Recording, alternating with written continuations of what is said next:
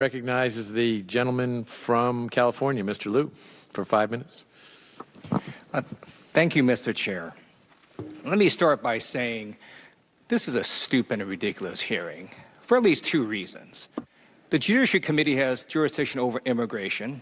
It is July 12, 2018. And as we sit here today, there are nearly 3,000 babies and kids who have been ripped away from their parents by the Trump administration, and we're not doing a hearing on that. We're doing a hearing instead on the investigation into Hillary Clinton's emails in 2016. That's just dumb. Second, before this hearing today, my Republican colleagues could not point to a single act that you took, Agent Strzok, in an official capacity that showed bias in any of these official investigations. Now, more than 8 hours later, they still can't point to a single official act you took that showed bias in these investigations. You know, there's a famous book I read called Oh, I Really Need to Know, I Learned in Kindergarten. Based on today's circus, I hope more members on this committee read that book. But there's one thing all of us are taught in kindergarten, which is that actions speak louder than words. Now, your words show that you did not like Donald Trump. You used the F word when referring to Donald Trump. You wanted Donald Trump to lose. And the one thing you could have done to cause him to lose is to disclose the Russia investigation in July of 2016. Did you do that, sir? I did not.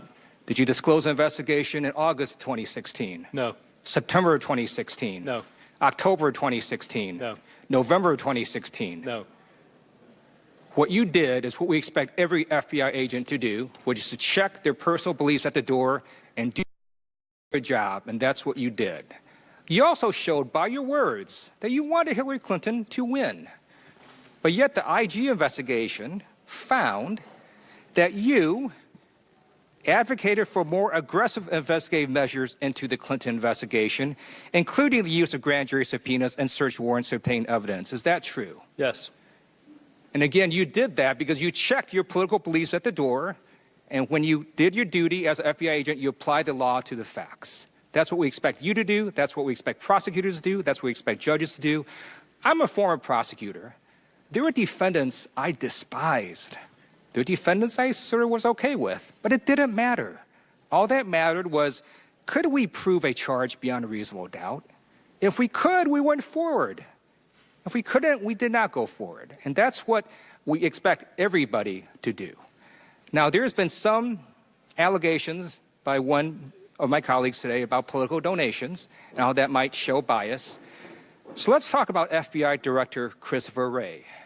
He is a Republican, nominated by a Republican president, confirmed by a Republican-controlled Senate.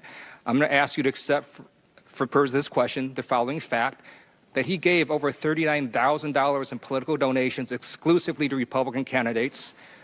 I still trust FBI Director Wray to do his job because I expect him to check his personal beliefs at the door and do his job when he's on duty. Do you still trust FBI Director Christopher Wray? Implicitly, yes. The Attorney General, Jeff Sessions, made political contributions to the Alabama Republican Party. I still trust if there's a case involving a Democrat or a Republican or an independent or someone who voted for Joe Stein, the Attorney General, Jeff Sessions, could look at the facts in the law and apply it and do it in a fair and unbiased manner. Do you still trust Attorney General Jeff Sessions to do that, even though he made contributions to the Alabama Republican Party? I don't know him in nearly the same capacity that I know the director, but he's taken an oath as the Attorney General, and I trust him to discharge that. Thank you. And then let me conclude by saying this. We're going to know at some point what the Robert Mueller investigation found. We already know about the Hillary Clinton emails because there's been an exhaustive investigation into that, plus this IG report. And what we're seeing now is an attack on law enforcement.